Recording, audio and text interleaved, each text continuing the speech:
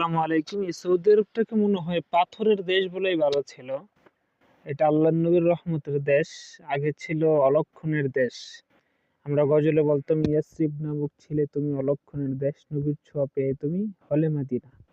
আসলে এটাই সত্য। যদি রাসূল এই দেশে না আসতেন, তাহলে এই দেশটা যে এত নিকৃষ্ট জাতি হিসেবে উপাধি পেত, যা মানুষ ভাবতেও পারত না।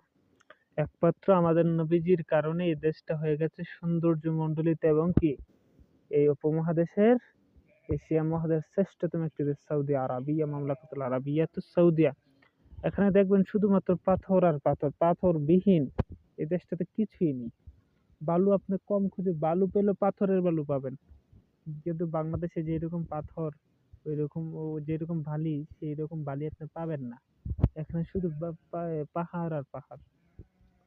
আমি যেখানে কাজ করতেছি সেখানেও পাহাড়। আল্লাহু আকবার কবির।